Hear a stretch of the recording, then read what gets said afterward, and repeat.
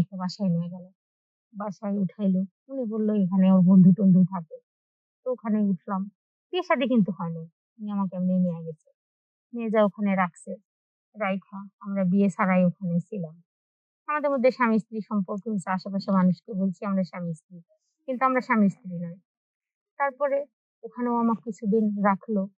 তারপরে দেখতাম আজকে একটা মানে অ একটা ছেলে নিয়ে আসে, কালকে একটা ছেলে নিয়ে আসে আমার সাথে দেখা করাইতে।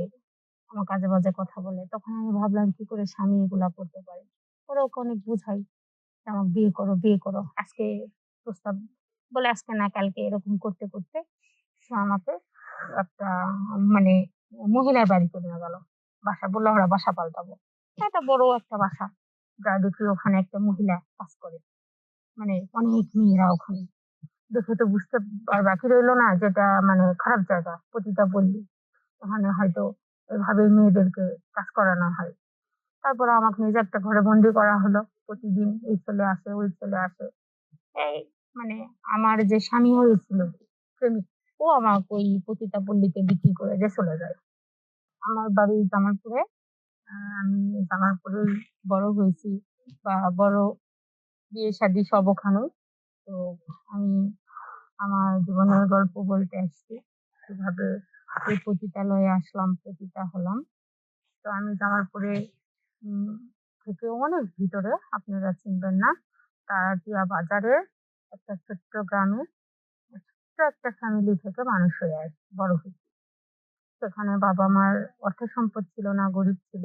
কিন্তু খুব হাসি-খুশি, খুব সুন্দর একটা জীবন ছিল। খুব চঞ্চল, খুব আনন্দ উল্লাস করে ওখানে আমি বড় হয়েছি।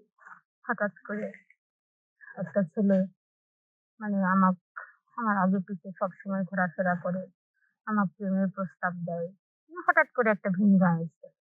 আমি আসলে বুঝতে পারিনি। কারণ আমরা গ্রামের মেয়েরা তো এক গ্রাম থেকে আরেক গ্রামের ছেলেরা আসে, প্রেম করে, ভালোবাসে, কথা হয়।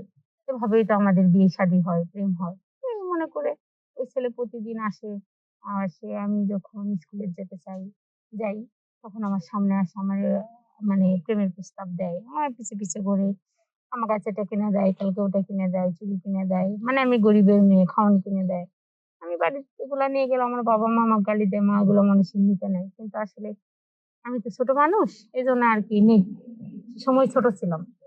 সেটা নিতে অনেক মানে ভালো লাগতো যে কেউ কিছু কিনে দেয়। কিন্তু আমি ভাবিনি যে ও আসলে কি মনে করে আমাকে দিচ্ছে।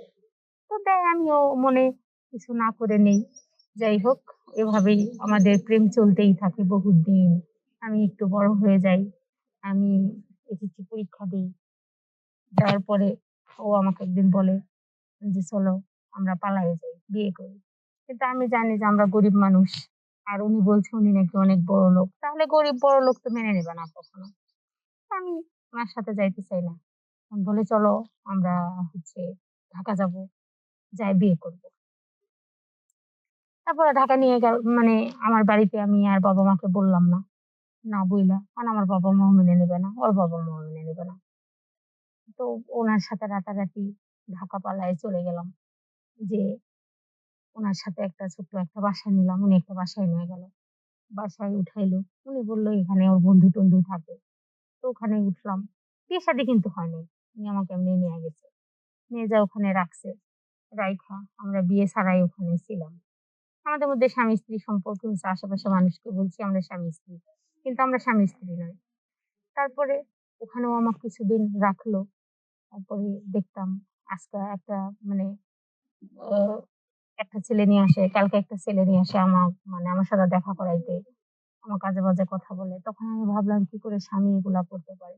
পরে ওকে অনেক বুঝাই যে, "আমাকে বিয়ে করো, বিয়ে করো।" আজকে প্রস্তাব বলে আজকে না কালকে এরকম করতে সে আমাকে একটা মানে মহিলার বাড়িতে নিয়ে গেল। বলল আমরা বাসা পাল্টাবো। একটা বড় একটা বাসা। যা দেখি ওখানে একটা মহিলা কাজ করে। মানে অনেক মেয়েরা ওখানে। দেখে তো বুঝতে আর বাকি রইল না যে এটা মানে খারাপ জায়গা, পতিতাপল্লী। ওখানে হয়তো এভাবেই মেয়েদেরকে কাজ করানো হয়। তারপরে আমাকে নিজে একটা ঘরে বন্দি করা হলো। প্রতিদিন এই ছেলে আসে, ওই ছেলে আসে। এই মানে আমার যে স্বামী হয়েছিল, প্রেমিক, ও আমাকে ওই পতিতাপল্লীতে বিক্রি করে দিয়ে চলে যায়। আমি জানতেও পারিনি যে কবে ও আমাকে বিক্রি করে দিল, কি করলো কিছু জানি না। পরে যাই হোক বিক্রি করে দিয়ে চলে গেল। এরপরে মনে করেন যে ওখানেই থাকে। এই যে এই দেহ ব্যবসায় নামে গেলাম না চাইলেও। গ্রামের সেই ছোট্ট মেয়েটি আর রইলাম না আদরের ভালোবাসার। একটা ছেলেকে ভালোবাইসা আজকে পতিতা পল্লীর যৌন সেবিকা হয়ে গেছি। যৌনকর্মী। আমি এখন মানুষের শরীরের চাহিদা মেটাই। আমি না চাইতেও পতিতা হয়ে গেছি। এই আমার জীবনের গল্প। মানে আর কি বলবো? বলার ভাষা নাই।